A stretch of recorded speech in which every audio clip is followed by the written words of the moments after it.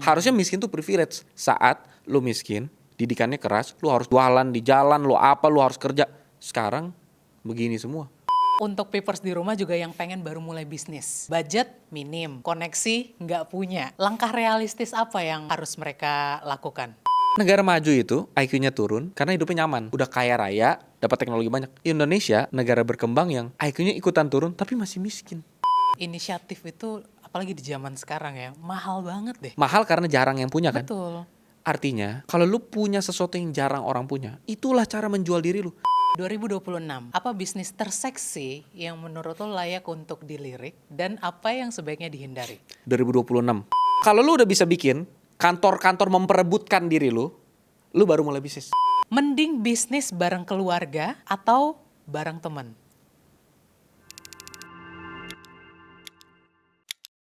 Satu kalimat bisa membuka pikiran, satu obrolan bisa menggerakkan perjalanan. Halo Pipers, saya JJ, the voice behind Pip Talk.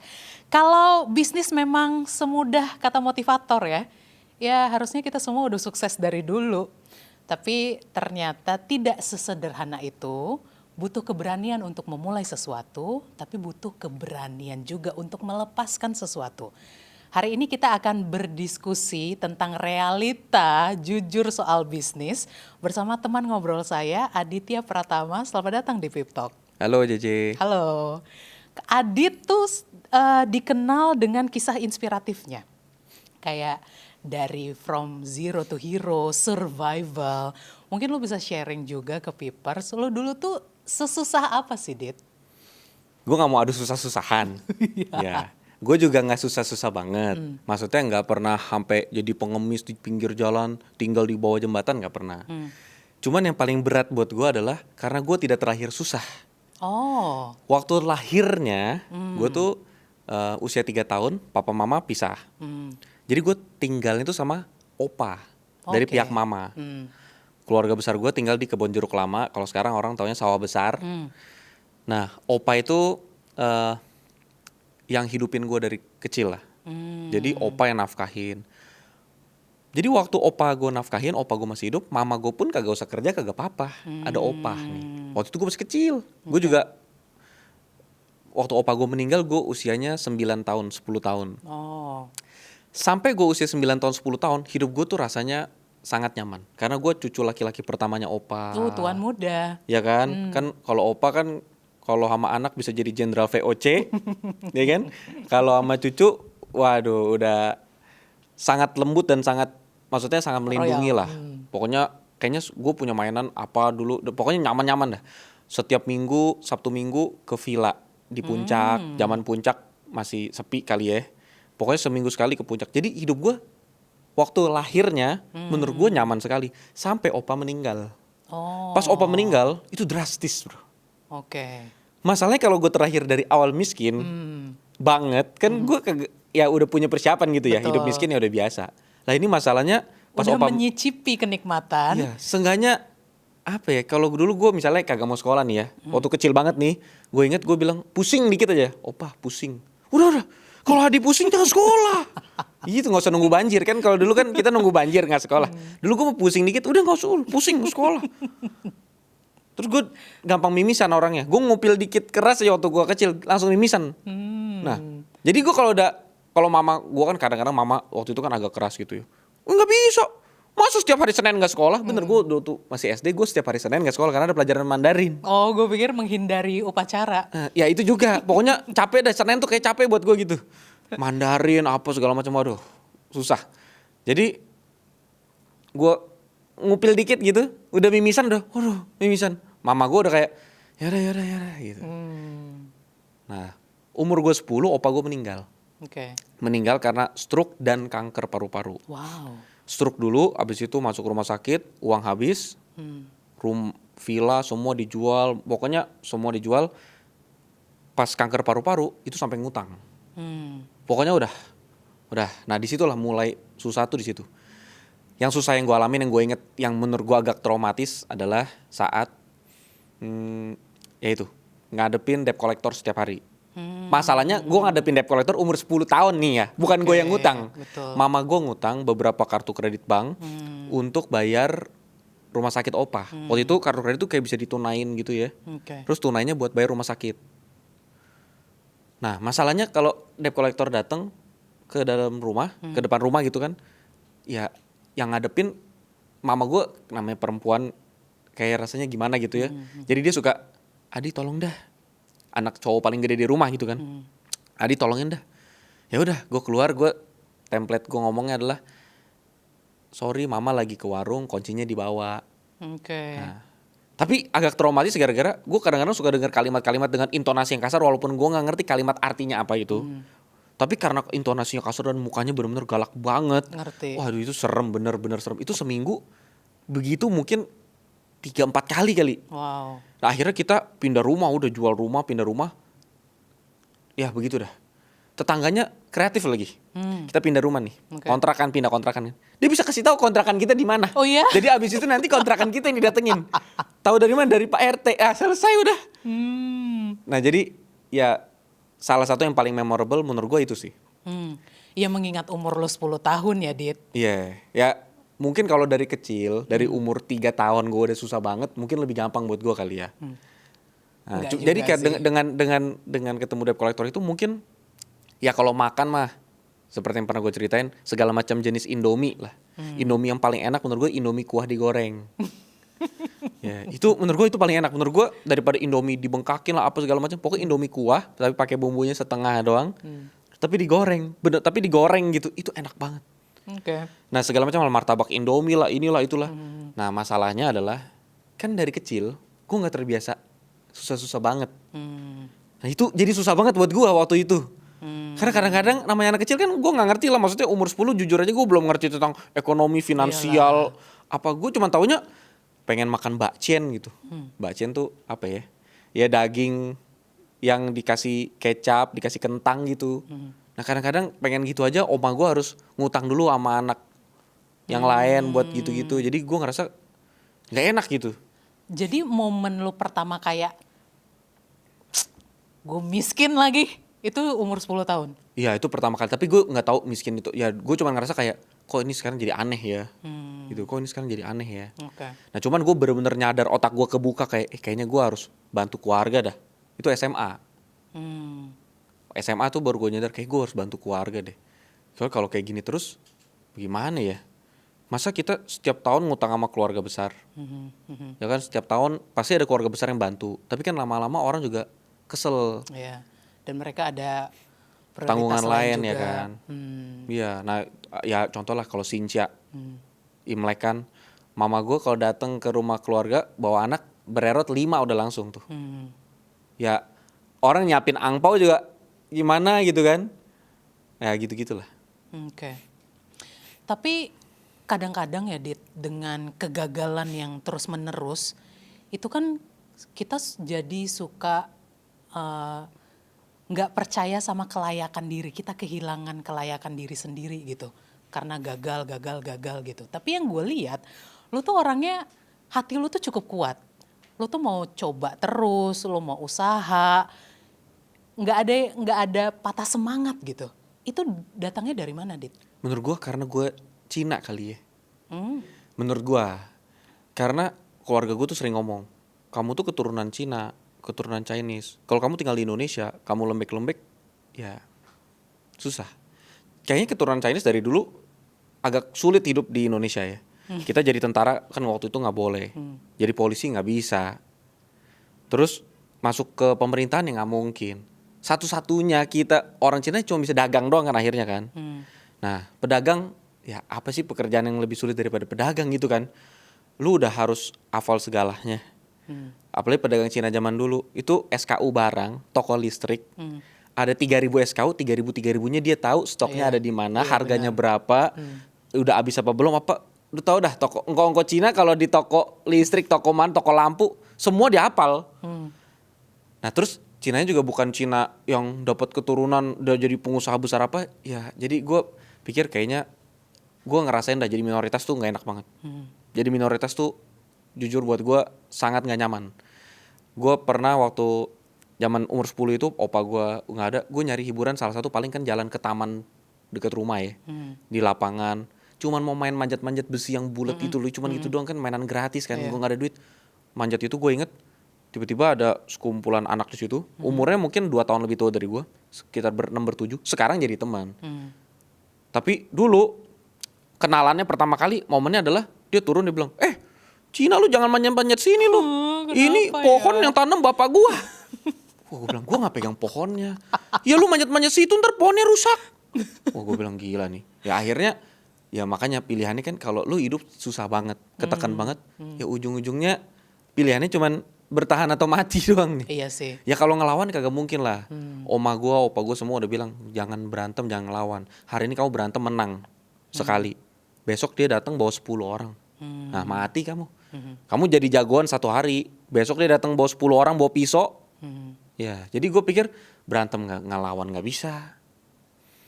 Pokoknya gue hanya menjadi diri gue aja salah. Lewat tuh bangun. Padahal gue kagak sipit-sipit banget ya. Bangun lu, sipit Cina. Bangun. Melek lu mata lu. Jadi ya menurut gue karena udah terbiasa setiap hari begitu, jadi jalan keluar nggak bisa, apa nggak bisa. Ya mau nggak mau menurut gue kalau di Indonesia ya mudah untuk orang Cina lebih kuat karena terbiasa, kalau itu terbiasa dari kecil tuh, harus lebih survive. Mungkin itu kali, menurut gue kagak tahu sih. Ya itu menurut gue sih. Tapi somehow lo menganggap ini tuh kayak ya udah gue hajar aja, gue jalanin aja. Kalau anak-anak muda zaman sekarang nih, Det, kebanyakan bilang kalau banyak trauma masa lalu yang belum selesai. Lo ngerasain itu juga nggak? Nih, Gen Z, menurut penelitiannya Dr.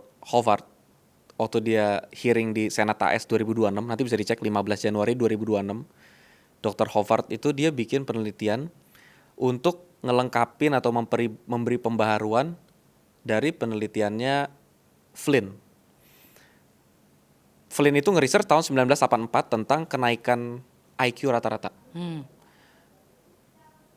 Jadi cerita sederhananya nih, ini nanti nyambung ke yang lu ngomong itu ya. Menurut gue ini kuncinya ada di sini. Jadi Richard Flynn itu dia bikin penelitian 1984 itu tentang kok sepertinya di seluruh dunia pelan-pelan IQ itu naik. Jadi awalnya silent generation, orang-orang yang lahir 1928 sampai mungkin 1946, 1945 gitu ya, Perang Dunia II tuh, itu silent generation sebelum baby boomer, itu IQ rata-rata 80 something, 82 sampai 88. Terus naik jadi baby boomers. Di baby boomers ini IQ udah mulai nyentuh 90-an awal. 92-an. Bisa nyentuh 92. Terus dari baby boomers ke Gen X, IQ tuh bisa nyentuh 97. Ini IQ rata-rata di dunia, dia penelitiannya Richard Flynn cukup dikenal lah. Maksudnya orang sebutnya efek Flynn. Efek Flynn itu semenjak penelitian Flynn, mereka nyadar bahwa selama 100 tahun terakhir seenggaknya dari data yang bisa dicek, IQ selalu naik. Generasi yang ada selalu lebih cerdas daripada generasi sebelumnya. Gen X. Milenial itu puncaknya. IQ standar rata-rata tuh 100 secara rata-rata dunia. Gen Z itu adalah generasi pertama dalam 100 tahun terakhir yang IQ-nya lebih rendah daripada generasi sebelumnya. Di Gen Z ini IQ mulai turun 90 something lagi. Nah, si Dr. Howard bilang ini reverse effect-nya Flynn. Karena dulu yang bikin IQ naik itu adalah pertama nutrisi yang lebih baik. Zaman-zaman orang tua zaman dulu, nutrisi yang paling bikin anak itu IQ-nya rendah adalah karena dari awal perkembangan otaknya itu pas lagi di janin itu yang ngaco. Ibarat kata ibu-ibunya nggak punya makanan yang cukup, dunia lagi sulit, makan susah. Semenjak nutrisi pas lagi hamil dan pasca lahiran bayi bulan-bulan awal, tahun-tahun awal itu lumayan membaik, harus diakui sangat membaik, itu ngebantu development otak kan. Betul. Development otak itu kebantu, IQ naik. Terus sistem pendidikan yang lebih abstrak. Sistem pendidikan abstrak tuh gini, kita nggak cuma dilatih untuk berpikir teknis, tapi dilatih untuk berpikir hipotesis. Kritis. Iya, jadi berpikir sesuatu yang tidak sesederhana ada bentuknya. Nah, itu bikin IQ naik.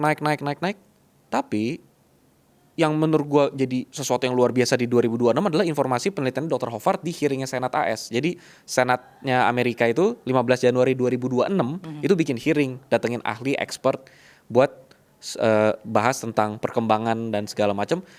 Nah, pembahasan yang menurut gue salah satu yang breakthrough walaupun negatif ya adalah ini. Pertama kali dalam sejarah generasi yang lebih rendah IQ-nya daripada generasi sebelumnya. Apa alasannya? Ya menurut penelitiannya dia, penelitian Dr. Howard, dia neliti dari 80 negara. Dia pakai berbagai skor, salah satunya PISA. Tapi dia ada pakai beberapa skor buat ngelihat penurunannya. Yang dilihat itu penurunannya dari literasi membaca, matematika, sains, cara berpikir, IQ pada umumnya. Yang paling signifikan adalah satu, screen time. Screen time yang over. Ya. Kalau bahasa dia rumit ya, video terfragmentasi bla bla, tapi maksudnya itu video pendek. Karena video pendek ngurangin attention span. Betul. Kan aduh, lucu banget ada meme Instagram tuh. Kalau video-video Instagram kalau mau ngomong sama Gen Z hari ini atau apalagi lebih bawahnya lagi, ngomong itu nanya mau makan apa aja di restoran, orang harus pakai kelincingan. Lihat sini, mau makan apa? Burger atau kentang? Dia lihat, burger apa kentang? Ya itu ngeledek banget sih, nggak sampai segitunya. Cuma maksud gue attention span-nya rendah banget. Betul. Ada penelitian nyata kok kayak 3-6 detik saja gitu. Bayangin, maksudnya itu pelan-pelan makin Ya, makin kegeser. pendek. Jadi karena video-video pendek itu bikin stimulasi, ya apalagi di bukunya Dopamine Nation dan segala macam. Anxious Generation-nya Jonathan Haidt, itu semua kan dibedah. Kenapa kok bukan hanya IQ yang lebih rendah? Ini generasi pertama, generasi Z itu adalah generasi pertama yang IQ-nya lebih rendah dari generasi sebelumnya.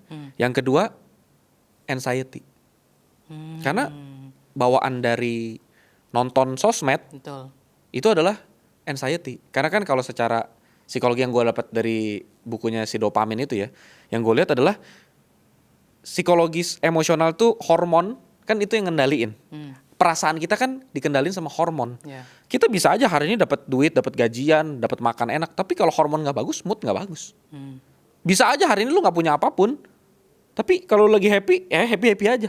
Nah menurut gue dari buku itu gue dapat gambaran bahwa emosional tuh kayak jungkat-jungkit. Kalau lu terus-terusan dipaparin sama hormon happy, dopamin terus, akhirnya mau nggak mau badan lu untuk nyeimbangin itu, kan itu jungkat-jungkit, harus diseimbangin. Supaya mau diseimbangin, ya munculnya rasa cemas, was-was, depresi lah, apalah dan segala macam, stres dan segala macam. Makanya di penelitian itu kan di buku itu dijelasin kenapa main di air dingin, olahraga ringan, itu ternyata obat utama nanganin anxiety dan segala macam. Ya karena olahraga ringan sama mandi air dingin bikin badan kurang nyaman. Tapi saat badan lu kurang nyaman, badan lu ngeluarin hormon-hormon yang bikin bisa lebih, nah kayak olahraga kan ngeluarin serotonin lah, inilah itulah.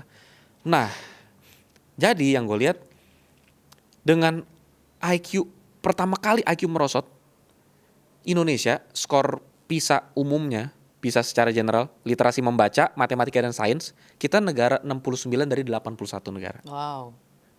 Tapi screen time itu gabungan desktop, handphone, tablet, semua screen gitu ya. Kita negara nomor 1 dunia, 8 jam something. Social media only, kita negara ke-9. 3 jam 8 menit. Di atas kita tuh Kenya, Afrika Selatan, Nigeria. Maksudnya kalau orang bilang nggak ada hubungannya lah, main TikTok sama jadi goblok, goblok mah goblok aja. Enggak, berhubungan banget. Lihat aja tuh polanya. Negara-negara seperti apa yang penggunaan sosial media sehari rata-ratanya tinggi. Ya kita begitu. Jadi menurut gue punya privilege dari keterbatasan gue waktu kecil. Waktu zaman semua teman gue punya pin BB, gue kagak kebeli tuh BB. Ya gue nggak miskin banget sampai pakai kaleng dikasih gitu, enggak sih. Cuman seenggaknya ya pas sama teman gue punya BB, gue kagak punya BB. Pakai merpati waktu itu ya? Iya. Ya pakai waktu itu nggak miskin banget dah. Waktu itu gue pakai handphone namanya Smart, mereknya Smart. Tapi malu sebenarnya jujur ya. Semua temen lu pakai BB, lu pakai Smart. Smart itu layar handphone warnanya cuma satu, warna oranye. Itu belum Smart Friend tuh, baru Smart tuh mereknya benar-benar cuma Smart. Warnanya hitam kecil, layarnya warna oranye. Game di situ cuma ada snack gitu kali kalau nggak salah. Ya udah. Jadi menurut gue ya, Zaman temen gue tuh udah ngerti segala macam hal, sosmed apa dan segala macam, gue lebih tertinggal. Laptop gue waktu di rumah tuh ya cuman satu, laptopnya mama. Ya udah satu, gantian deh tuh.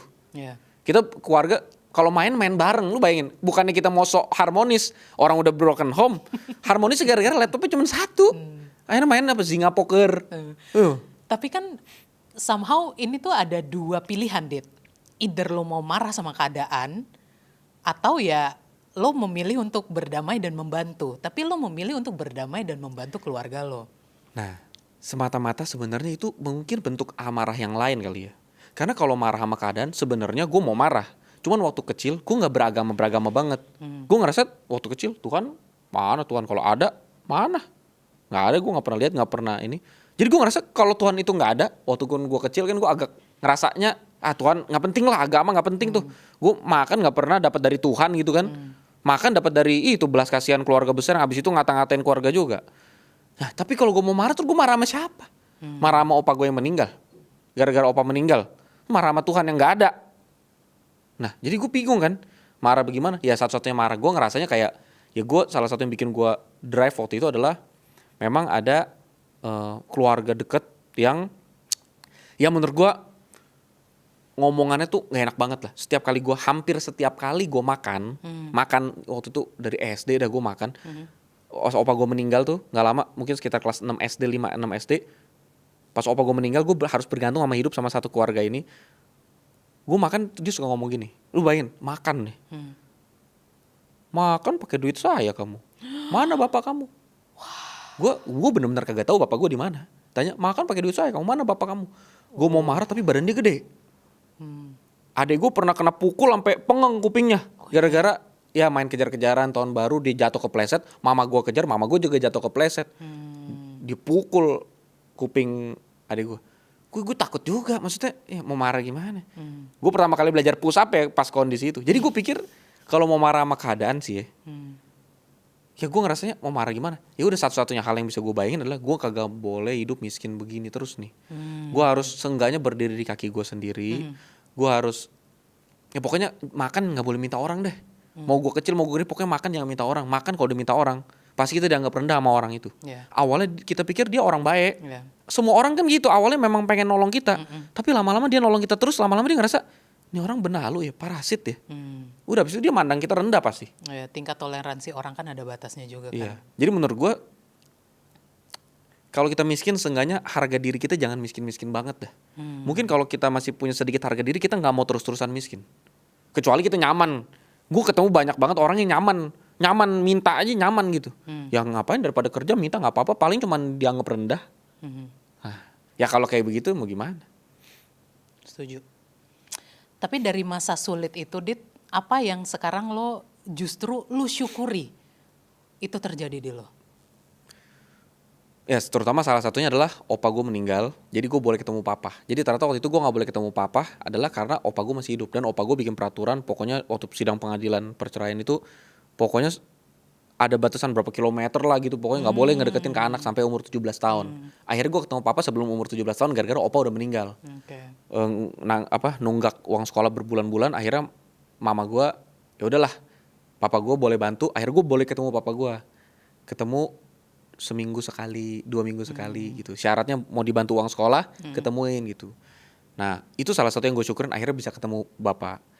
Yang kedua yang gue syukurin adalah gue bersyukur juga gue gak tinggal sama papa. Papa gue dokter umum. Jadi hidup gue harusnya nyaman lah. Gak nyaman banget, tapi nyaman kalau gue tinggal sama papa. Nah karena gue tinggal sama mama kayaknya cuma lulus SMA, kerja ya teller bank apa segala macem. Terus akhirnya setelah udah punya anak banyak, dia gak bisa jadi teller bank, dia bikin kue. Nah karena begitu gue jadi ngerasain hidup punya kesempatan buat struggling. Kan hard time creates strong people.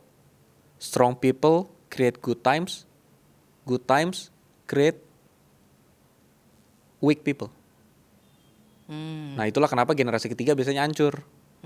Karena hard time dari generasi pertama bikin generasi keduanya kuat, generasi kedua makmur, bikin anaknya apapun boleh, apapun bisa, jalan ke luar negeri waktu kecil.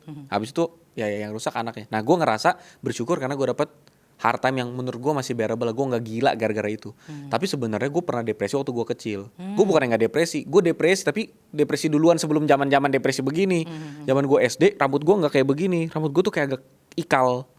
Ikalnya karena gue bikin pakai tangan gue nggak sadar. Terus muka gue nggak bisa kayak begini, ngobrol gini nggak bisa. Lu pernah nggak ketemu orang yang nggak pernah berhenti? Nah, gue kayak begitu. SD untuk waktu yang cukup lama tapi gradual pelan-pelan gitu. Gue juga nggak tahu namanya depresi apa, kan belum ada sosmed lah waktu gue kecil itu. Jadi gue gini. Gue pernah dimarahin gara-gara dianggap gue kayak ngeledek orang. Gue nggak lagi ngeledek orang. Muka gue dari bangun begitu pasti. Gue begini. Pokoknya sampai tidur lagi. Ditanya capek gak? Enggak. Ya muka gue begitu aja. Begini. Sampai satu kali pas gue lagi nginep di rumah saudara gue di Selipi. Itulah momen paling tinggi depresi gue. Gue nggak bayangin, gue nggak tahu masalah gue apa, lu bayangin. Kaget, gue nggak inget masalah gue apa waktu itu. Ya pokoknya tiba-tiba di satu titik di Selipi itu gue nggak bisa napas. Nggak ada apa-apa masalahnya. Ya cuman hal-hal buruk yang terjadi terus-menerus pelan-pelan terakumulasi. Terutama ya mungkin menurut gue tinggal sama kerabat gue yang akhirnya nopang hidup gue, yang bilang lu makan pakai duit saya gitu. Nah itu gue sampai akhirnya napas susah. Jadi gue tarik napas nih. Kok kayak nggak cukup ya? Lu udah tarik napas nih maksimal, tapi kayak lu oksigennya nggak cukup nih di badan lu. Gue rasain itu. Akhirnya kita ke satu dokter namanya Dokter Edi di daerah Jakarta Barat kalau nggak salah. Itu dokter keluarga, maksudnya keluarga gue sakit pasti ke dia karena dia dokter nggak usah pakai bayar. Kalau nggak salah rumahnya di Jembatan 5 atau di mana gue lupa dah. Tapi daerah-daerah sekitar situ kita tuh ada kotak di depan, pokoknya bisa bayar semampunya. Gila, nyari dokter waktu itu nggak ada BPJS kan, nggak ada begitu-begitu. Jadi dapat dokter begitu sangat menolong. Udah kakek tua, sekarang udah almarhum, udah meninggal. Udah kakek tua. Nah dokter itu ngelihat kan fisik gue, terus dia mungkin ngelihat gejala-gejala muka gue gini lah apa. Dia bilang ini mah bukan sakit fisik di paru-parunya. Gue pikir gue sakit paru-paru. Nah dia bilang ini kamu kayaknya kena psikis. Dia ngomong ke mama gue, terus mama gue ajak ngobrol gue di depan di ruang tunggu dokternya. Disuruh kata dokter ngobrol dulu, coba ngobrol, tanya ada apa. Mama gue nanya kamu ada apa. Gue awalnya nggak tahu. Ngobrol-ngobrol sekitar 15 menit tiba-tiba gue nangis. Nah gue nangis banget. Akhirnya keluar dari mulut gue, aku nggak bisa lagi, nggak mau lagi tinggal sama orang itu yang kasarin. Memang dia kalau mukul nggak, ya dia pernah sampai level ekstrimnya adalah dia pakai obeng, iniin tangan mama gue luka. Kita ke kantor polisi, tapi polisi bilang apa? Udah damai, cuma dikasih kayak semacam peringatan. Kalau terjadi lagi baru diproses itu, karena dianggapnya kayak ya udahlah namanya rumah tangga begitu gitu. Masalah gue sebagai anak kecil serem pak. Iyalah. Digituin kayak, aduh mama gue tuh. Lo ngeliat langsung lagi. Ya itu di level dimana keluarga gue tuh saking ngalamin begitu. Gue belum ngerti banget, tapi orang tua gue sampai, nih lu shock gak sih? Tiba-tiba oma lu teriak nih. Adi, beli susu beruang. Keluarga gue ada yang saking gak bisa tahan ya. Dia makan Antimo. Gue tau 20 butir, 30 butir Antimo. Oh ambil susu beruang. Gue ngeliat bekas Antimonya serenceng udah kosong. Gue tau Antimo kan obat tidur. Gue gak ngerti apa. Gue makan satu aja, gue ngantuknya sampai besok. Iya. Gimana 20? Ya gue nggak tahu dia makan bagaimana. Oma gue ambil oma tuh nenek ya, dia ambil baskom, diketok-ketok gitu biar muntah gitu. Gue cuma disuruh beli susu beruang. Gue itu naik motor nggak pakai helm, nggak pakai apa. Gue pegang duit 20.000, gue nggak tahu 20.000 nih bisa gak beli susu beruang itu. Waktu itu gue SMP atau SMA lah, gue lupa ya. Gue udah ngebut kayak, aduh gini kondisinya udah, kok hidup begini ya. Nah pas kondisi intinya pas depresi itu, gue lepas nggak tinggal sama keluarga itu lagi, itu keadaan lumayan membaik. Gue lucunya tanpa disadari gue nggak pernah gitu-gitu lagi. Sampai hari ini gue nggak pernah gitu lagi. Nah cuman memang di keluarga gue, ya keluarga besar, ada yang mungkin depresinya lebih terlambat. Ada yang depresinya setelah udah besar.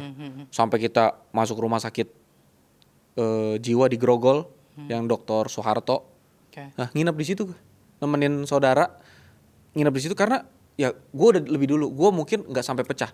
Nah mungkin saudara keluarga besar yang nahan, ya dia nggak kuat. Gila sih. Nahannya sampai di akhir baru begitu. Jadi maksud gue kalau dibilang nggak depresi, gue juga nggak tahu. Tapi waktu itu nggak ada sosmed yang gue ngerti untuk oh gue depresi, gue begini, gue begitu. Ya nggak ada begitu.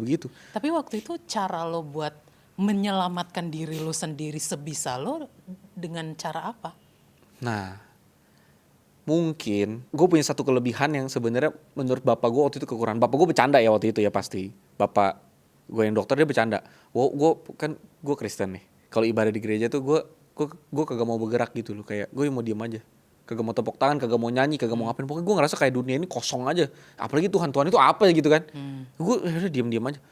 Terus bapak gue suka bilang gini, jangan kayak anak autis ya. Punya dunianya sendiri. Karena gue suka ngomong sendiri, main sendiri. Gue kalau main sendiri bisa 6 jam. Oh ya? Nih gue punya satu plastik merah, isinya mainan-mainan gue, mainan yang udah patah-patah, apa segala macam jenis mainan lu tau dah, bekas botol shampoo apa kan jadi mainan ya. Gue kalau udah main begitu gue taruh itu dari jam makan siang nih, sampai jam makan malam itu pokoknya udah gue main sendiri aja gitu waktu gue kecil, main sendiri. Nah itu menurut gue ya itu nolong gue jadi gue kayak punya imajinasi sendiri gitu loh. Gue main sendiri, gue imajinasiin gue bikin. Kan kalau main itu ya, kalau lu bosen, tapi mainan lu itu doang, akhirnya mainan yang sama, lu mainin dengan cara yang berbeda. Tapi kalau lu main kaya, dibeliin mainan terus, lu main dengan cara yang sama, tapi mainannya yang berbeda-beda. Misalnya hari ini anak orang kaya ini mainan dinosaurus, dia bosen main dinosaurus, udah gak mau main lagi, dibeliin pesawat. Dulu dia main dinosaurus, diapain? Dinosaurus sama dinosaurus diketok-ketok, gitu kan? Pas dia udah bosen dibeliin pesawat diapain? Ketok-ketok. Diganti mobil diapain? Ketok-ketok. Jadi cara mainnya sama aja.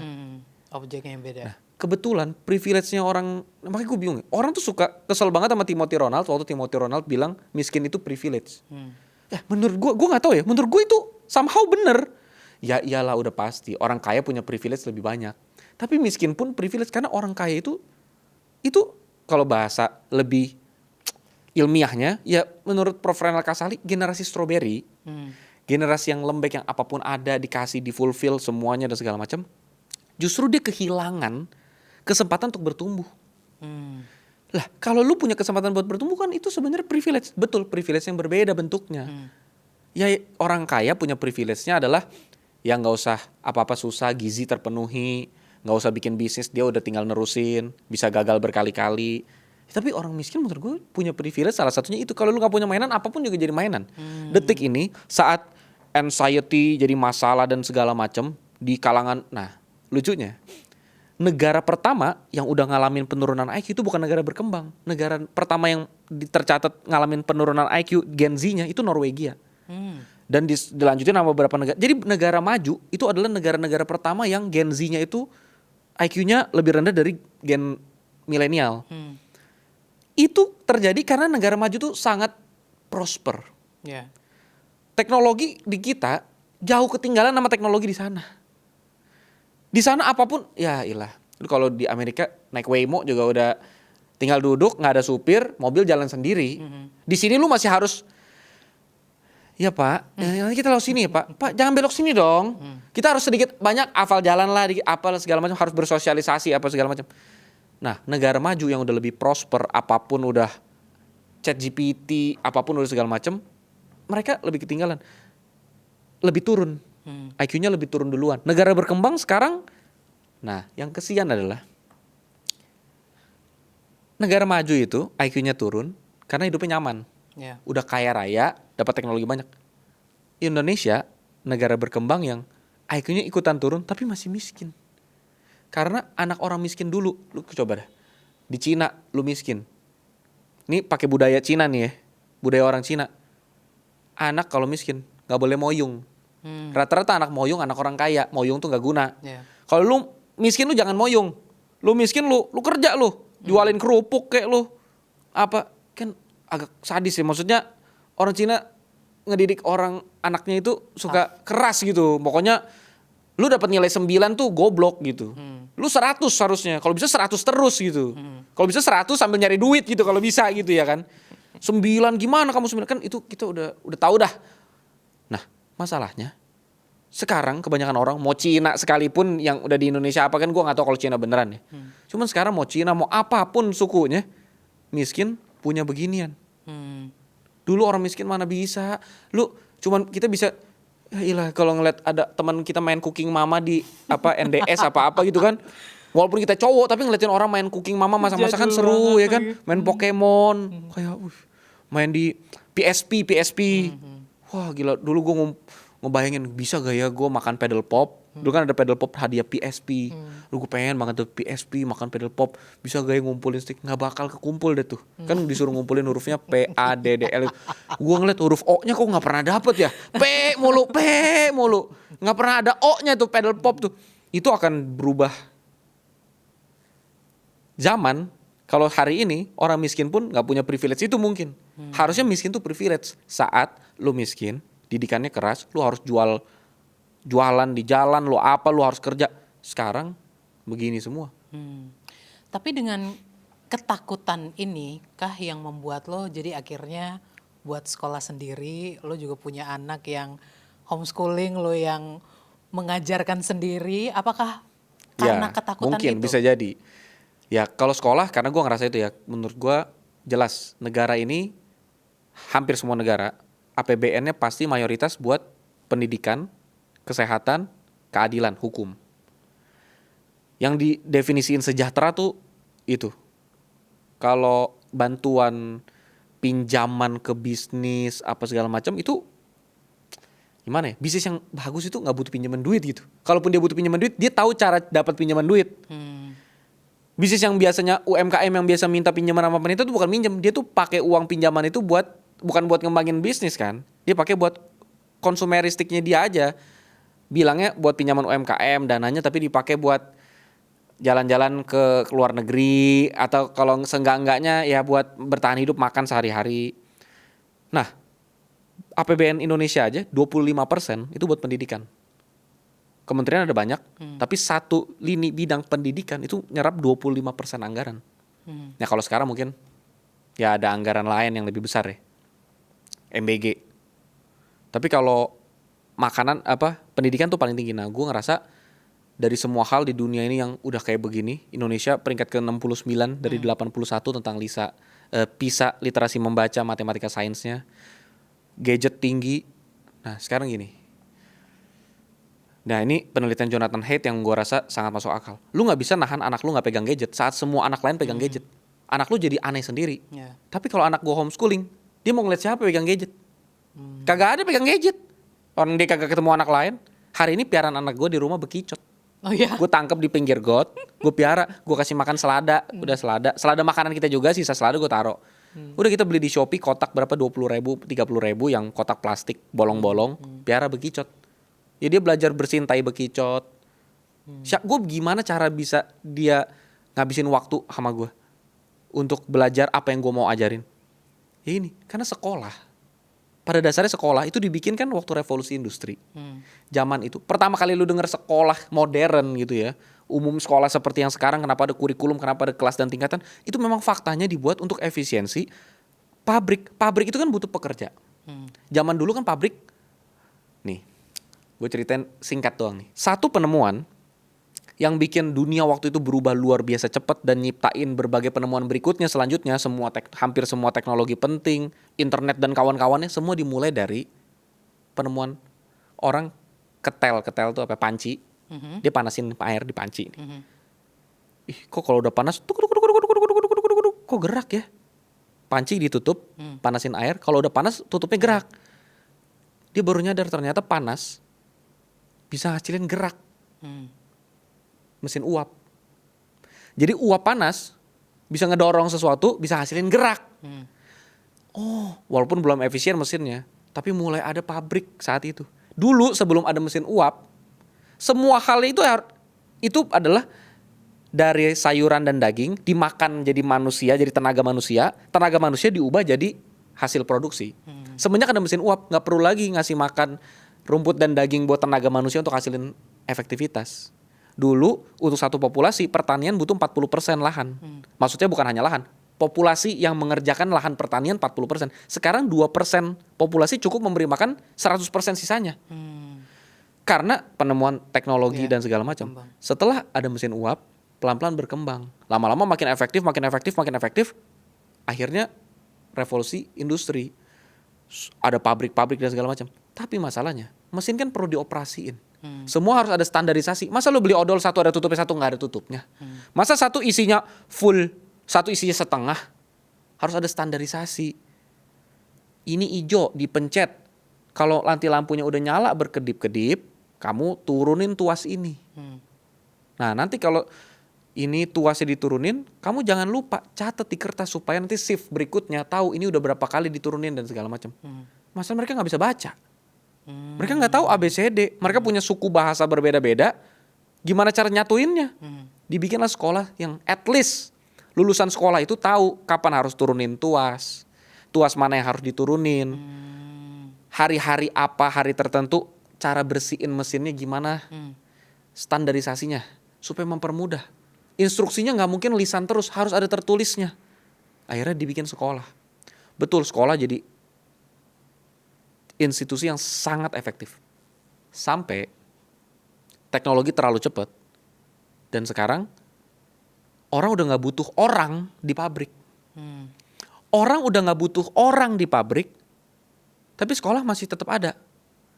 Sekarang seakan-akan sekolah yang biaya uang sekolahnya 10 juta sebulan, sama sekolah gratis, sekolah ini, sekolah murah, sekolah berapa ratus ribu sebulan, seakan-akan sama-sama sekolah.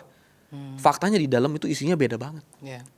Kalau lu lihat sekolah yang uang sekolahnya ratusan juta miliaran setahun, ya lu lihat dah sekolah-sekolah di Jakarta Selatan, tahu dah tuh biayanya berapa ya kan? Yang diajarin di sana itu banyak life skillnya. Hal-hal yang tidak pernah sampai mati diajarin di sekolah-sekolah murah.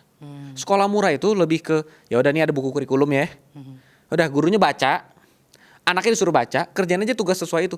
Itu buku yang dipakai zaman berapa puluh tahun lalu, ilmunya nggak pernah berubah. Yang kalau lu belajar perbankan, diajarin cuman cara menghitung bunga, Bang. Kalau bunganya 5%, Budi menabung selama 5 tahun, lalu berapa uang Budi saat begini-begini, begitu-begitu. Saat sekolah-sekolah yang mahal-mahal, itu udah ngajarinnya critical thinking, study Problem case. solving. Waktu itu gue pertama kali kebuka pikiran waktu gue lomba debat ngelawan anak SPH. Kan UPH, SPH dan semua Pelita Harapan itu kan sering dibilang universitas uang papa habis tuh. Mahal banget soalnya kan. Padahal setelah gue lihat sekarang ternyata UPH sama sekolah TK di Jakarta Selatan lebih mahal uang sekolah TK Jakarta Selatan sehari ini. Cuman gue ngeliat dulu aja, gue akhirnya lomba debat gila. Gue ngerasa skill gue sendiri ngelawan anak-anak SPH, anak-anak Dian Harapan juga tuh, anak-anak sekolah-sekolah yang bagus-bagus ya. Mereka pinter-pinter banget. Gue baru tahu ternyata kok bisa ya. Dia ngomong sesuatu yang gue bahkan nggak pernah dengar seumur hidup gue.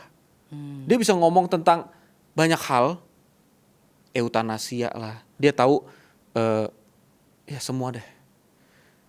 Jadi gue ngerasa ya, gue ketinggalan banget ya. Gue sekolah aja udah ketinggalan banget. Padahal di sekolah gue ranking 1. Gue di sekolah udah ranking 1 loh. Gue ranking 1. Kayaknya sama anak paling goblok di sekolah dia, gue setara dah. Nah gue di situ ngerasa, berarti ya, betul belajar sendiri itu penting. Cuman institusi di mana lu bertumbuh, apa yang lu diajarin, ya beda lah. Gue ngobrol sama Matthew Sebastian, foundernya Cekat AI. Dia cerita dia kuliah di luar, di Amerika. Dia bilang yang paling menarik itu kalau belajar itu buku seringnya kita baca sendiri kata dia. Tapi cara berpikir, ambience lingkungan, competitiveness dan segala macam itu beda banget. Iya sih. Nah di situ gue ngerasa, wah, gue tinggal di Cikarang. Nah, pilihan sekolah di Cikarang berapa banyak? Nah daripada gue taruh di sekolah dekat rumah, ya udahlah, gue juga bisa banyak kerja dari rumah kan. Ya udah gue ajarin sendiri aja. Nah kebetulan satu, gue bisa kerja dari rumah. Nggak semua orang bisa kerja dari rumah. Kebetulan gue ngerasa jabatan bapak rumah tangga tuh menarik buat gue. Jadi anak gue kagak punya babysitter. Kita punya asisten rumah tangga yang bantu masak, bantu cuci. Tapi yang cebokin anak, yang ngasih makan anak segala macam gue sama istri. Jadi ya buat gue sesuatu yang menyenangkan. Dan yang ketiga, gue suka ngajar. Ya mungkin ada orang yang kerja dari rumah tapi dia kagak suka ngajar. Nah gue suka ngajar.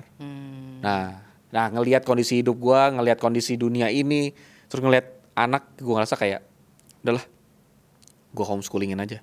Nah kalau sekolah yang gue bangun itu lebih ke, ya gue ngerasa kontribusi yang lebih menarik daripada ngasih makan gratis.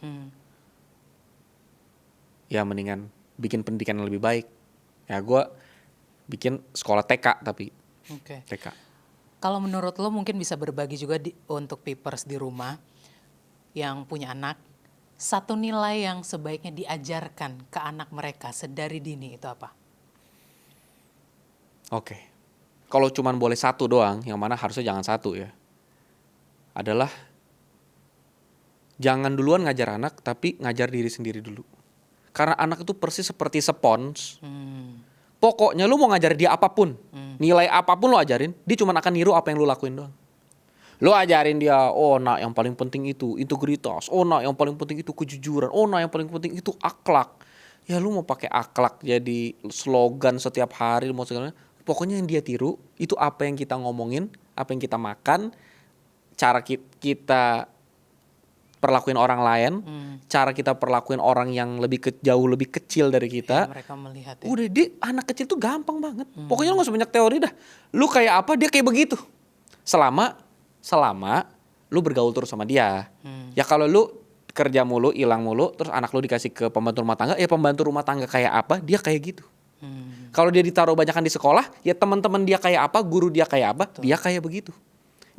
Anak tuh cuma ngikutin, dia cuma kayak spons. Lu ajarin apa aja dia bisa. Jangan heran anak kecil, lu ajarin lagu apa, joget TikTok. Gue ketemu anak umurnya sama persis umur anak gue, umur 4, udah hafal lagu TikTok yang susah banget. Lagu loh. Pokoknya apalah segala macem, apalah nona manis apa, anak kecil. Mamanya ketawa, papanya ketawa, lucu banget anak saya bisa ngafal. Gue dalam hati, ya gue mah senyum-senyum aja, cuma dalam hati ini nih. Hal-hal lucu kayak begini yang gede bikin dia rusak. Anak umur 4 tahun lu kasih TikTok. Gue posting. Penontonnya ratusan ribu, komennya rata-rata ngejek gue. Katanya, kamu tuh gak tahu kondisi keluarga kita tuh miskin kayak apa. Kalau kita kasih anak TikTok, ya itu supaya orang tuanya juga bisa kerja, bisa ngapa-ngapain. Itu kondisinya gak bisa ini. Gue cuma ngerasa, ya kalau lu ngerasa, ini kita fair-fairan aja. Itu aja sebenarnya ngelanggar hukum. TikTok itu kagak boleh. TikTok sosial media manapun memang boleh buat anak di bawah umur. Lu mau daftar aja harus pakai email aja. Lu coba deh, lu punya Instagram nanti ditanya, lu tanggal lahir berapa? Lu salah isi tanggal lahir, lu lebih rendah dari sekian belas tahun, akun lu nggak bisa dibuka lagi itu. Gue tahu gara-gara tim gue waktu itu pernah ngupdate satu akun media. Dia pikir tahunnya udahlah dia asal isi aja, dia isi tahun 2000 berapa gitu tahun lahirnya. Abis itu akun itu hilang 10.000, ya cuma 10.000 tapi 10.000 gue bangunnya pelan-pelan banget, hilang. Cuman gara-gara itu. Sekarang dia dengan sangat beretika dan berakhlak berkata bahwa ya pokoknya anak saya ini, handphone ini ya jangan norak lah kamu. Handphone itu semua orang, anak juga gitu. Ini kita miskin bukan karena handphone, bukan karena sosmed, kamu bodoh. Kita miskin karena pemerintah, kata dia gitu. Ya gue gak nyalain, memang pemerintah kita menurut gue banyak blundernya. Cuman anak lu yang lu kasih gadget, itu blundernya tuh di tangan lu sendiri. Anak kecil dikasih gadget, udah lu siap aja hancurin seluruh hidup. Satu nilai apa buat orang tuanya? Cuman satu, lebih banyak baca buku. Mau buku apapun dah, asal jangan komik, baca deh. Mau lu bacanya lambat banget kayak, mau baca, makanya gue saranin baca ringkasan buku.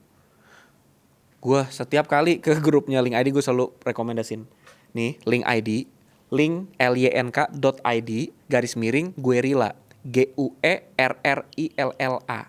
Nanti tolong di share aja linknya. Linknya tuh ada di bio gue, di IG gue, di bionya tuh ada link.id /guerrilla. Itu kalau diklik gue isiin 720 something ebook. Bisa di-download gratis, tidak menyalahi copyright apapun. Bukannya ebook, buku-buku ebook gue download itu bukan. Itu ebook ringkasan buku.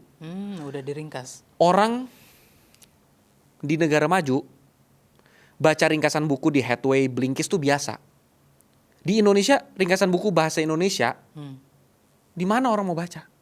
Kalaupun ada bayar dan mahal. Ini gratis. Bisa lihat di linknya Adit ya. Iya, link.id /guerrilla. Dan itu nggak ada pembayaran apapun, nggak ada apapun. Dan gue bilang lagi, kalau lu ngerasa wah nanti database gue kan disitu kalau download isi nama nomor telepon gimana? Lu mau ngambil database gue, lu isi aja Yanto. Nah, Siapapun nama lu isi aja Yanto. Nomornya gue ajarin 01234567889. Gue nggak peduli. Lu isi tapi lu baca. Kalau lu baca, lu pasti nanti pengetahuannya meningkat. Cara lu nge-treat anak juga pasti beda. Oke, sekarang kita ngomongin langsung ke praktek nih, Dit. Kalau untuk Pipers di rumah juga yang pengen baru mulai bisnis, dari nol banget nih ya, budget minim, koneksi nggak punya. Langkah realistis apa yang harus mereka lakukan? Gue orangnya sangat pragmatis. Cuma dalam hal ini gue makin realistis. Indonesia tuh bukan negara yang ramah pebisnis. Di era sekarang, semua orang punya kesempatan untuk jadi kreator. Tapi masalahnya, nggak semua tahu harus mulai dari mana. Disinilah Edutify masuk. Edutify adalah platform belajar yang dibuat khusus buat kamu yang mau upgrade skill di dunia digital. Mulai dari konten, editing, storytelling, sampai memahami algoritma. Bukan teori kosong, tapi ilmu praktis yang dipakai para kreator dan praktisi industri setiap hari. Kurikulumnya terarah, singkat, dan to the point. Intinya, Edutify adalah tempat buat kamu yang mau naik level sebagai kreator, lebih percaya diri, lebih terarah, dan lebih paham cara main di dunia digital. Kalau kamu serius ingin berkembang, Edutify adalah langkah awal yang paling masuk akal. Terutama regulasi, sistem perpajakan, undang-undang, upah minimum yang tinggi dan segala macam. Menurut gue Indonesia tuh nggak ramah pebisnis. Jadi menurut gue justru gue dari awal mau mention bahwa kita menarik untuk ubah pola pikir. Nggak cuma pebisnis yang keren. Karena kadang-kadang orang pengen bikin bisnis, pengen keluar dari kerjaan kantornya yang membosankan. Menurut gue jangan mulai dari situ. Jangan mulai dari berbisnis. Mulai dari kerja dulu di kantor. Semaksimal, seinisiatif yang lebih daripada yang lu bisa bayangin. Yang sampai bos lu kalau gajian sungkan ngegaji lu. Karena kerja lu berkali-kali lipat daripada gaji lu gitu ya. Baru lu mulai bisnis. Kalau lu udah bisa bikin kantor-kantor memperebutkan diri lu baru mulai bisnis. Karena Indonesia itu jujur tidak terlalu ramah pebisnis. Kalau lu aja nggak sanggup kerja di kantor yang toksik dengan memberikan effort maksimal, terus kantor lain yang tidak toksik tidak mau lu, menurut gue lu bikin bisnis tuh kerepotannya itu fundamental banget. Lo percaya multitasking nggak? Nah, udah pasti multitasking bisa dilakukan, tapi jadi nggak terlalu fokusnya berkualitas. Udah pasti. Sebelum ini gue sangat percaya multitasking. Tapi sampai baru-baru ini gue ngerasa memang multitasking itu bisa dilakuin. Tapi faktanya yang akan tujuan multitasking itu adalah memperluas variasi. Karena gini, awalnya kan lu gak tahu mana yang bakal works. Apakah kerjaan kantor ini atau side job lu? Atau yang mana? Side job juga ada beberapa. Kadang-kadang kita jadi MC. Ntar kadang-kadang kita bikin parcel. Kadang-kadang kita jadi makeup artist. Lu gak tahu yang mana yang berhasil. Lu sambil lu jadi agen asuransi. Tapi ternyata nanti kalau udah nemu mana yang berhasil, ya lu jangan multitasking terus lah. Multitasking itu fase. Jadi saat lu udah nemu satu hal yang udah bisa lu kuatin, fokusin, ya lu kuatin aja, fokusin. Karena multitasking itu, lu punya 10 tenaga. Lu bagi ke 10 pekerjaan. Masing-masing skornya 1. Tapi kalau lu punya 10 tenaga, lu fokusin ke satu kerjaan, skornya gak 10, bisa jadi 100, bisa jadi 200 tuh. Karena 10 dihantam bareng. Beda kekuatannya daripada satu. Ya bahasanya gue persis ngambil seperti prinsip gotong royongnya Indonesia. Kalau 1 lidi dipatahin, gampang. Gue bisa matahin 100 lidi satu-satu. Tapi kalau 100 lidi, jangan 100. 20 lidi aja kalau udah nyatu. Susah patahinnya. Sebenarnya konsep fokus kita, energi kita, tenaga kita di kerjaan juga begitu. Lu punya 10 kerjaan, 10 tenaga. Gampang hancurnya. Persaingan lu banyak. Tapi saat lu fokus, lawan lu kan orang-orang multitasking. Nah, lu fokus aja di bidang lu. Makeup artist, khusus mayat. Iya kan? Ya dan segala macam gitu-gitulah. Jadi gua rasa multitasking itu fase buat diambil. Nah, tentang tadi kalau misalnya tapi kalau mau bangun bisnis gimana? Gue selalu tekenin bahwa prinsip pertamanya tolong dulu lu pelajarin bisnis model. Apa itu? Bisnis model itu cukup panjang, tapi sederhananya adalah gabungan dari 9 hal. customer segment, value proposition dan segala macam. Gua rasa itu mungkin agak sedikit berat kalau kita bahas di podcast ini, tapi sederhananya bisnis yang bagus itu nggak selalu karena barangnya bagus. Gue selalu ngomong lagi bahwa lu kalau bikin bisnis kan syarat pertama utama yang paling mutlak adalah lu punya barang unik berbeda. Karena kalau lu nggak punya yang begitu, nggak unik berbeda, apa dong yang lu punya? Bisnis lu harus unik dan berbeda. Kalau lu nggak unik dan berbeda, ya lu lawan lu kapitalis. Dia punya modal lebih gede, dia bisa jual lebih murah. Udah pasti mati lah kalau lu nggak berbeda. Kalau lu modal kecil udah pasti lu nggak bisa jual lebih murah. Udah pasti. Lu mau lawan Cina, nggak bisa. Kapitalis Indo aja, konglomerat Indo aja lawan Cina rontok. Lah kita UMKM kecil, masa mau lawan Cina? Tapi ngomongin produk unik, itu kan butuh dua hal. Satu, lu jenius banget. Tiba-tiba JJ di rumahnya bisa bikin lipstick anti api misalnya. Apalah gitu kan. Atau apa sesuatu yang gak pernah ada di dunia ini. Satu, why? Atau misalnya gini lah kayak make up botox. Botox make up. Jadi make up lu bisa ngilangin kerutan yang gitu-gitu lah. Lu harus jenius banget. Ternyata lu nemuin ekstraksi dari daun apa dicampur apa bunga telang ternyata bisa bikin apa gitu-gitulah. Lu harus jenius banget. Bisa gak orang nemu sesuatu produk yang sangat berbeda? Kalau lu bisa bikin itu, lu sejenius itu, lu udah laris, lu udah jadi tuh. Kalau lu gak jenius bisa gak lu bikin produk baru? Bisa, kalau lu kaya. Kalau lu kaya, lu bisa bayar R&D buat bikin itu. Nah, lu kalau misalnya lu gak kaya terus lu gak jenius, terus produk lu gak unik, coba sekarang gue balikin deh. Gak usah bikin bisnis lu, coba gue balikin. Produk lu biasa aja, harga jualnya biasa aja. Jelas kalah murah sama yang lain. Karena yang lain dia cetaknya sekali cetak 1.000.000 pieces. Ya jual lebih murah lah. Lah kita cetak cuma 1.000 pieces, 100 pieces. Ya pasti jual lebih mahal. Storytelling. Dia storytelling lebih jago. Dia punya konsultan storytellingnya. Emang lu pikir enggak pak, kita bisa ngelawan brand-brand besar dengan storytelling. Lu kira brand besar kagak punya storytelling? Lu orang storytellingnya lebih jago lah dari kita, udah pasti itu mah. Terus produk lu biasa aja, harga biasa aja. Lu mau lawan pakai apa? Itu malu jangan kan jual ke... Maksudnya kadang-kadang orang suka berharap bisnis tuh dari dua hal. Belas kasihan saudara, keluarga besar. Saya jual ke teman-teman saya mau beli kok. Iya teman-teman lu kan pasti habis lah jumlahnya. Atau berharap sama yang maha kuasa, udah pokoknya kalau saya punya keyakinan. Nah makanya gue suka agak selek sama motivator. Gue bilang motivator tuh bagus untuk perusahaan gede. Tapi motivator jangan ngomong ke perusahaan kecil dah. Gue takutnya mereka jadi nggak realistis. Motivator perusahaan gede mah silakan. Dia bilang hari ini kita akan deal closing 100% lebih tinggi dari tahun lalu. Jadi 2 kali lipat. Ya bisa lah. Dia perusahaan gede. Dia iklannya 2 kali lipat. Dia pakai artis lebih keren lagi. Timnya diperlengkapi dengan alat yang bagus. Lah kalau kita udah masih nol aja mikirnya udah tenang. Selama kita manifest positive thinking, kita ngomongin setiap pagi, ya. Kita ngomong setiap pagi, saya konglomerat 9 naga, saya memiliki dengan kan gitu kan. Gue ngerasa, aduh gimana ya. Bukannya gue anti manifest gitu, maksud gue, mau manifest sampai mulut lu berbusa juga, ya susah lu bikin bisnis air mineral ngelawan Le Mineral sama Aqua. Lawan Cleo gitu, lu gimana caranya lu manifest? Enggak, ini air, sudah saya manifest. Saya adalah pebisnis konglomerat. Nah jadi menurut gue prinsip pertama pelajarin bisnis model itu paling realistis deh. Gue juga tahu dari Profesor Renald Kasali. Prof Renald Kasali tahunya dari Alexander Osterwalder. Kalau mau baca bukunya Business Model Generation yang nulis Alexander Osterwalder.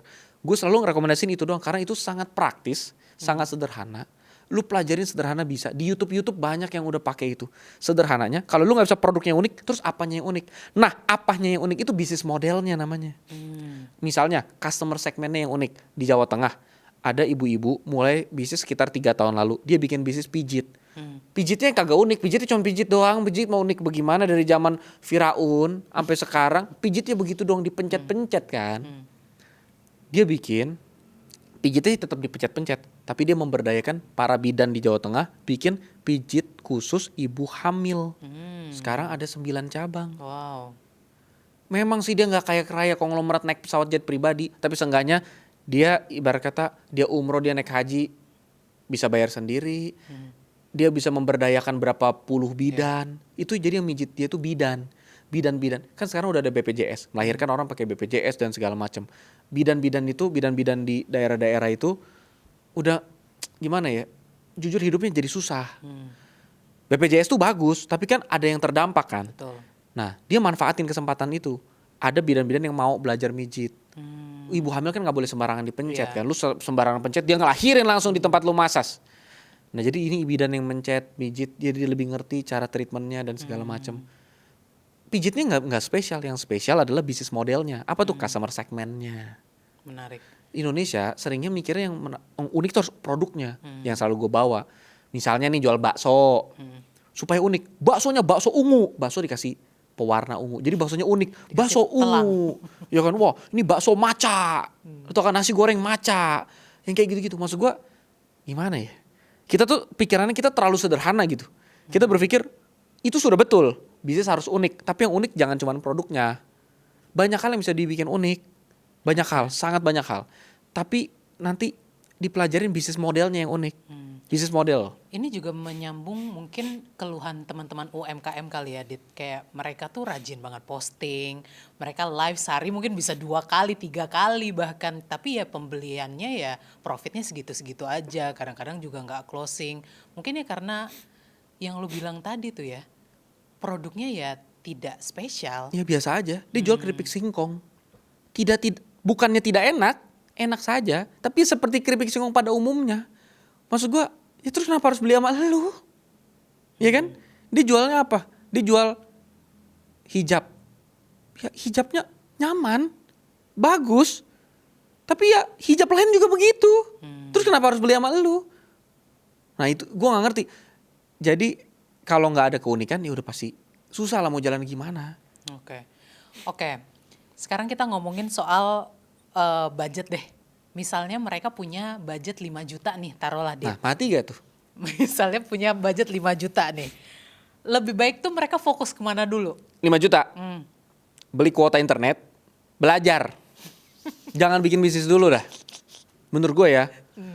Mungkin ada orang saranin gini, jangan. Kita harus punya semangat. Kita harus optimis. Semangat. Jadi kita mulai dari jual digital product.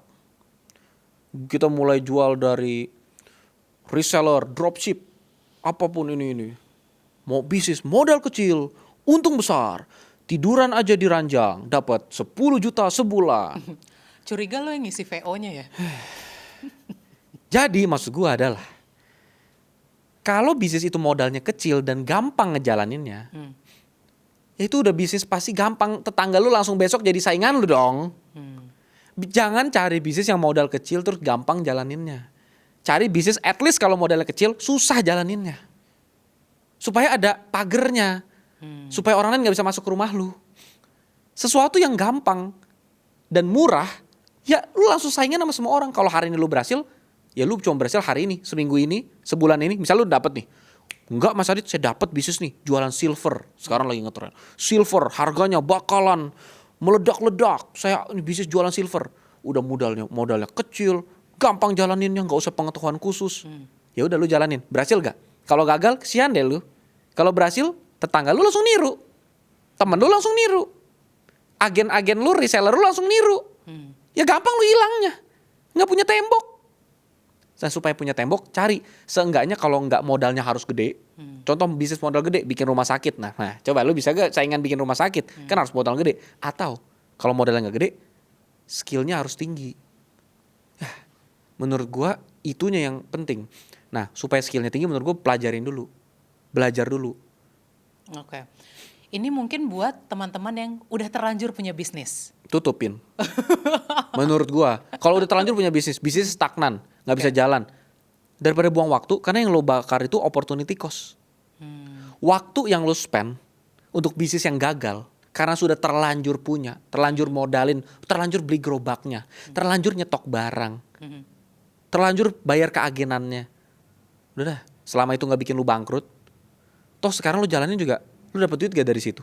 Minim banget. Oke, realistisnya tuh profitnya tuh berapa banyak, Dit?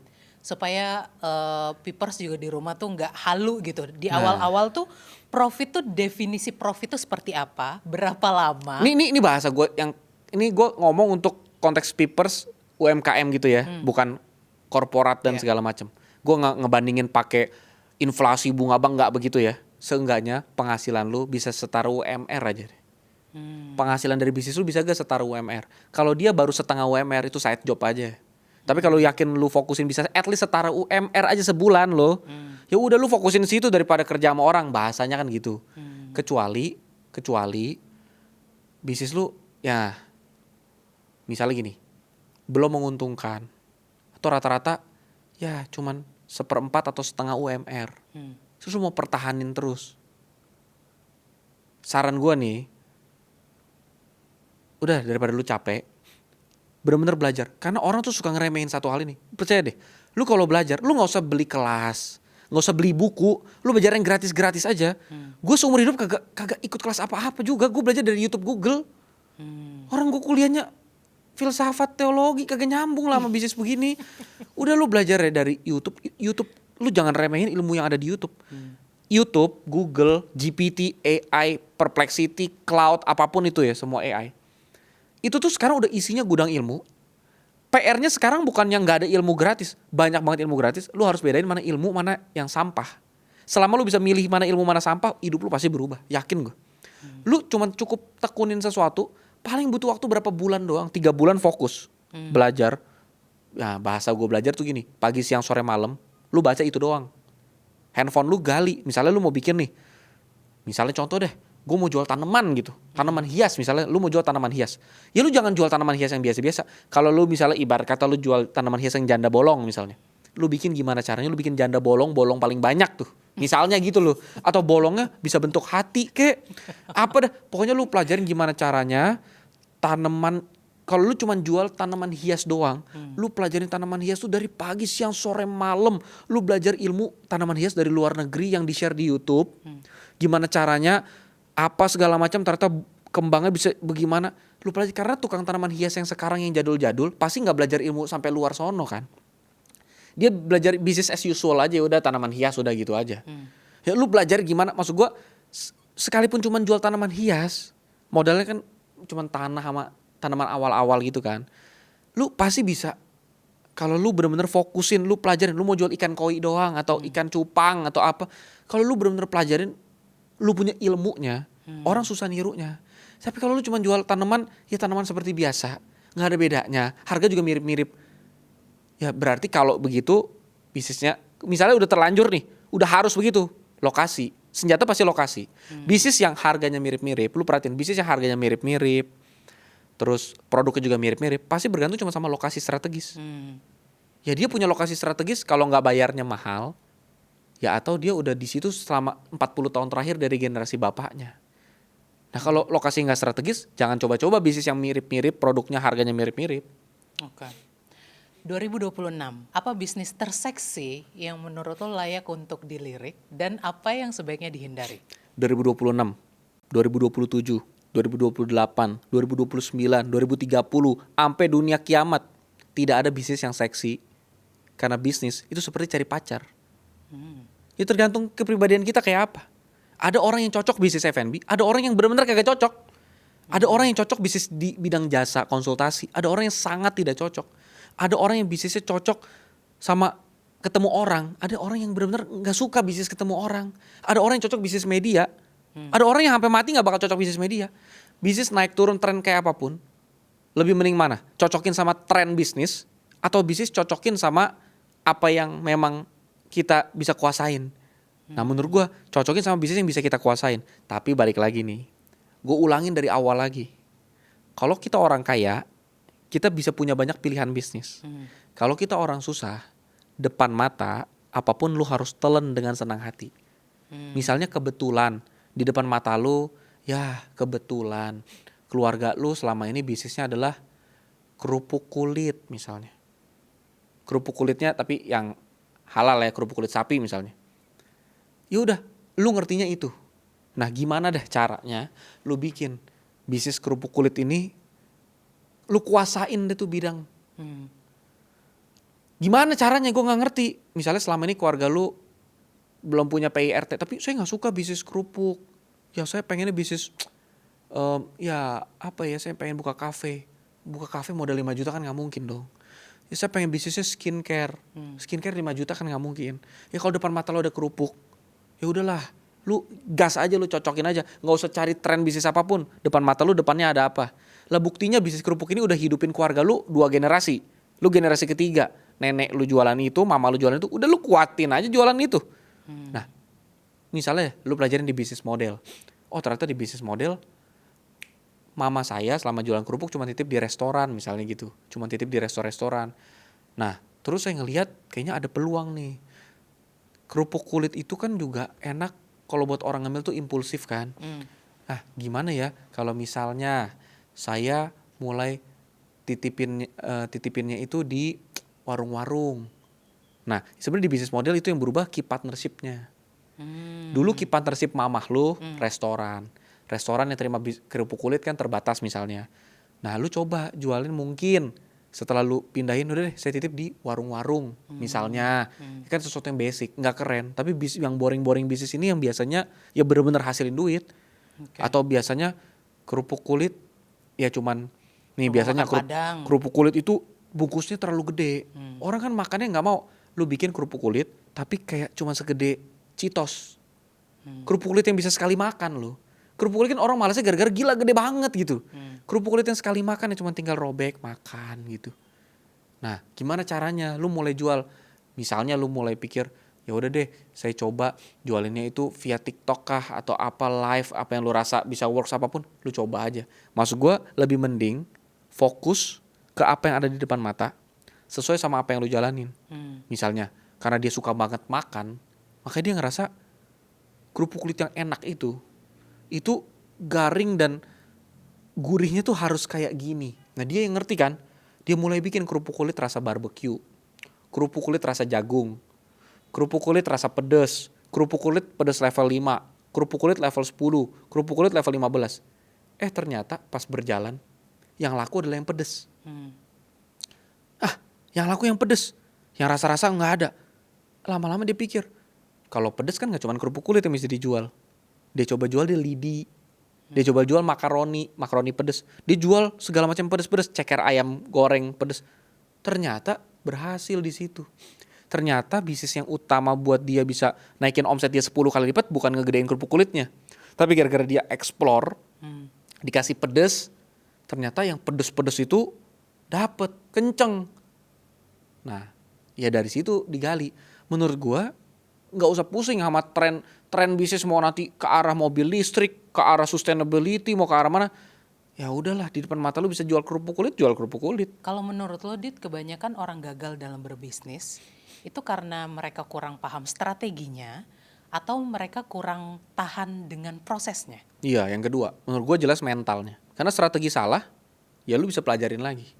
Nah kalau mentalnya, contoh mental paling sederhana deh. Satu, kalau prinsip Cindo ya, kalau lu nggak bisa senyum, lu jangan dagang. Kalau lu senyum aja nggak bisa, lu punya gengsi yang terlalu tinggi untuk nawarin barang ke orang. Coba dong jualin. Ntar kalau ditolak gimana? Ya, kalau pertanyaan kayak gitu jangan jualan, udah pasti itu mah. Coba dong jualan. Kalau jualan ntar ditolak gimana? Ya, maksud gue itu lebih ke mental. Strategi sangat bisa salah lah. Tapi kalau dia aja punya gengsi kayak, malu lah kalau ketahuan saya jualan kerupuk. Masa cantik-cantik jualan kerupuk? Nah itu menurut gue mental itu tuh yang suka berat. Karena di otak mereka yang keren itu adalah cantik, bukan mandiri. Perempuan hebat itu yang mandiri atau yang cantik? Perempuan sekarang lebih pengen kulitnya putih, rambutnya lurus, mukanya glowing, daripada berdiri mandiri. Perempuan, laki-laki ngerasa gagah kalau dia naik motor gede, dia naik mobil mewah, dia punya gadget keren, jam tangan mahal. Dibandingkan dia bisa mandiri. Sekalipun kalau dia punya gadget dan semua itu dari mama papanya kagak apa-apa dah. Dari papi ai mami ai gak apa-apa. Yang penting punya. Di mindset dia bukan, yang penting gue bisa mandiri walaupun gue pakai handphone Cina tapi gue beli sendiri. Nah itu dia lebih bangga pakai iPhone 17 Pro Max tapi dari hasil angpau orang tua. Nah itu dia lebih bangga. iPhone nih, gue orang iPhone nih. Dia nggak ada kebanggaan untuk lu berdiri di kaki lu dong. Jalan. Menurut gue mental itu yang lebih berat. Oke. Kalau menurut lu bagaimana caranya menjual diri yang baik? Ini bahasanya ambigu ya, tapi menarik. Karena menjual diri itu berlaku untuk sangat banyak hal. Di kantor, dimanapun lu untuk dapat sesuatu yang lebih baik lu harus menjual diri. Maksudnya menjual diri itu bukannya ditidurin sama bos supaya naik jabatan, bukan begitu. Dong. Tapi faktanya kita tuh sering secara sederhana menyederhanakan jual diri adalah menjilat. Pokoknya kalau nggak bisa ngejilat kita nggak bisa naik. Jadi cuma terbagi, seakan-akan terbagi dua kubu. Orang yang pinter kerja tapi nggak kelihatan. Ya inilah orang-orang yang kita kaum idealis. Kita kerjanya bagus tapi memang kita nggak suka pamer ke bos. Kita nggak mau ngejilat. Ya udah yang penting kita kerja bener. Walaupun dia udah di bawah terus hidupnya. Ada orang yang seakan-akan ini kelompok penjilat. Gak bisa kerja cuman bisa bacot doang. Inilah yang bakal naik. Faktanya memang di lapangan orang yang bacot doang lebih dihargain daripada yang bisa kerja. Tapi dia tidak bisa ngomong. Ya. Tapi maksud gue kan ada dong yang ketiganya. Orang yang bisa kerja tapi bisa ngejelasin juga apa yang dia kerjain. Itu ilmu komunikasi loh. Ya. Ilmu jilat sama ilmu komunikasi dua hal yang sangat berbeda. Ngejilat itu bos lu jelek, bos lu bagus, lu bilang bagus aja. Kalau ilmu komunikasi itu lu gabungin sama inisiatif. Misal, lu lihat nih di restoran. Ini meja goyang nih, misalnya restoran kan banyak meja yang tingginya udah nggak bener goyang. Meja sebagian udah goyang, tempat cabai kotor apa. Kerja lu waiters. Bos lu nggak bisa bayar lu banyak. Ya cuman bisanya ada waiters yang bantu bersih-bersih sekalian sama tukang masak. Ya. Waiters tugasnya masak. Dapur bukan urusan dia. Dapur urusan pemasak dong. Masak bukan urusan meja-meja dan segala macam kan. Masalahnya lu kerja juga udah overtime. Lu kerja udah dari pagi sampai malam gitu. Tapi jujur ngomong, restoran lu selalu rame gak? Enggak kan. Paling rame di jam-jam apa? Jam makan. Ini konteksnya untuk yang begitu ya. Ada restoran yang selalu rame gue tahu. Tapi kebanyakan restoran rame itu jam makan doang. Jam-jam 3 sore, jam 10 pagi belum rame-rame banget. Jam-jam lu gak rame, lu biasa ngapain? Jujur ngomong, kebanyakan orang yang katanya pengen punya hidup yang lebih baik ini, di jam kosong, dia main game. Dia nonton YouTube. Di belakang dia tidur-tiduran nonton YouTube. Mumpung bulan puasa, restoran lu kosong dong. Apa gak bisa? Lu pinggirin semua nih, meja-meja apa, lu sikatin tuh lantai. Lu sikat, lu kan tahu sikat itu lu pelajarin lah di YouTube. Nyikat lantai itu kan lantai restoran itu sering kalau udah kena minyak kan kotor terus. Meja kan sering kali cuma dielap kan. Yeah. Sering nggak ketemu meja bau elap. Meja bau elap tau kan. Yeah. Elapnya juga udah kotor, dimakin dielap makin bau. Mejanya juga udah disempil-sempilannya. Terus tempat cabai itu tempat yang paling bikin ngenes tuh. Karena biasanya paling kotor. Cabai cuma direfillin doang. Cabai busuknya di bawah kan. Dan segala macam. Botol sambel dibuka, diisiin sambel baru, ditutup. Tapi tutupnya dicuci gak? Enggak. Lu bikin, lu beresin, lu cuci, lu beresin. Set, lu rapiin banget. Itu seni menjual diri kayak begitu. Kerja lebih, tapi dengan inisiatif. Itu nomor 1 seni menjual diri. Berinisiatif memberi lebih. Namanya inisiatif itu artinya kagak usah disuruh. Kalau lu disuruh, lu bersihin dong, baru lu kerjain. Lu gak dapet apa-apa. Bos lu cuma bilang dia tuh penakut, dia tuh pengecut. Makanya gue suruh di jalan, dia takut dipecat tuh. Tapi kerjalah sampai bos lu sendiri ngomong, udah istirahat. Itu baru lu kerja. Inisiatif itu apalagi di zaman sekarang ya, mahal banget deh. Mahal karena jarang yang punya kan. Betul. Artinya kalau lu punya sesuatu yang jarang orang punya, itulah cara menjual diri lu. Tapi gue ngerti teman-teman lu bakal ngomong apa. Ya ngejilat lu. So-soan lu kerja depan bos gaya.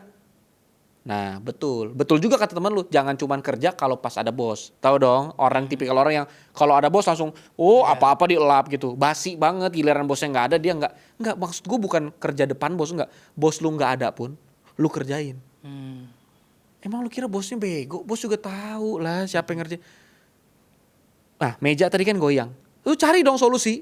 Ya, selama ini cuma ditambal kertas. Lu pikirin gimana caranya kayak oke, kalaupun tambal kertas, lu kelakbanin supaya kertasnya nggak geser-geser. Mangkok lu lihat dong. Mangkok yang udah kayak pecah-pecah. Sendok yang udah bengkok-bengkok. Lu cari solusi apa kayak atau gimana kayak panci-panci hitam. Panci kan suka lama-lama kalau dipakai hitam. Dikasihin apa, lu lapin. Tapi lu bilang gini, tapi bos saya tuh sadis. Bos saya tuh jahat. Najis, kalau bisa saya ludahin tuh mangkok sop ke customer, saya ludahin tuh. Nih, kalau lu prinsip kerja lu kayak begitu, ya sampai mati level lu di bawah doang. Lu bikin, sekalipun bos lu perlakuin lu gak bagus, perlakuin lu gak adil, gaji lu ditahan-tahan, lu kerja gila banget. Karena kalau bos lu gak bisa ngelihat kinerja lu, kompetitor lu bisa ngelihat. Kompetitor bos lu, restoran seberangan ngelihat. Ya aduh, nyari orang susah banget ya. Ilah, apalagi lagi lebaran pada keluar nih, habis ngambil THR pada keluar. Dia gaji 1,5 juta karyawannya. Depan juga dia tahu 1,5 juta. Ya udah dah, dia rajin tuh. Kerja sama saya dah. Lu diperlakuin gak adil sama bos lu. Lu udah kasih sebaik mungkin. Kompetitor bos lu pasti ngelihat orang-orang terbaik mana. Lu kerja sama gue kasih 2 juta deh. Pindah lu kerja 2 juta.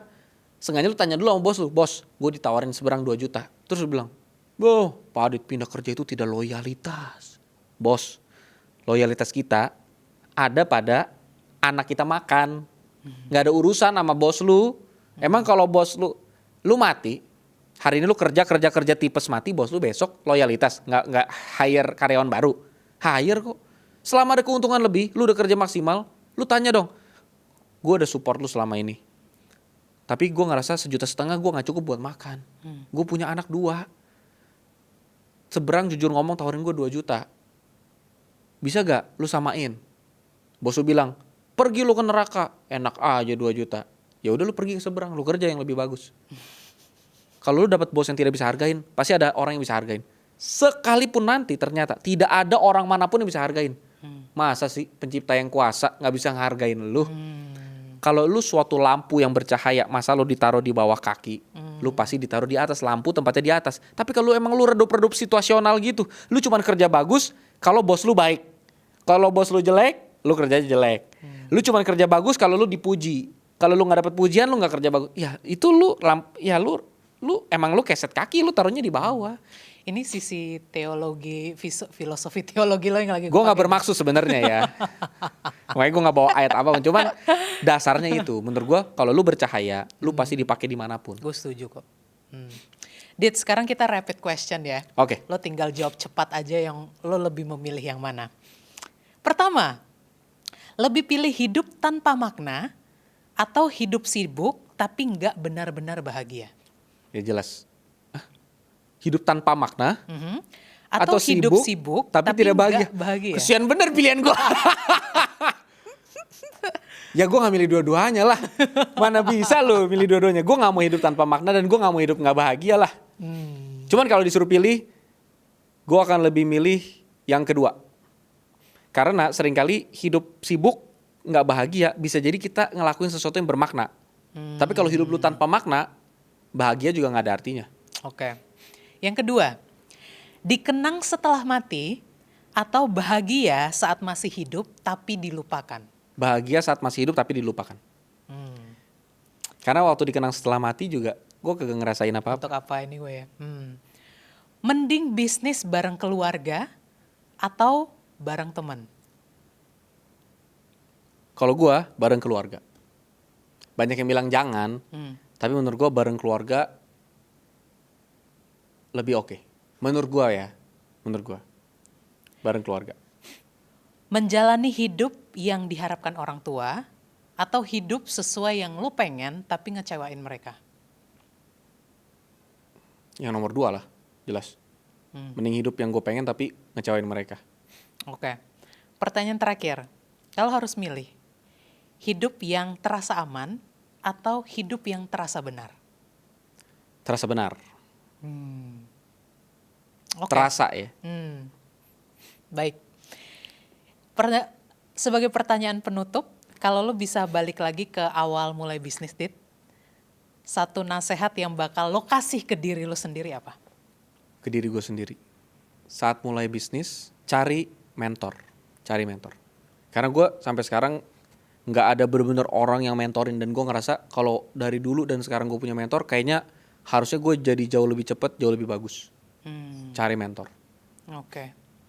Dit, thank you ya. Thank you, Ngobrol-ngobrolnya, sharingnya di Pip Talk. Mudah-mudahan setelah ini kita jadi bisa lebih waras ya. Ngelihat bisnis tuh kayak apa.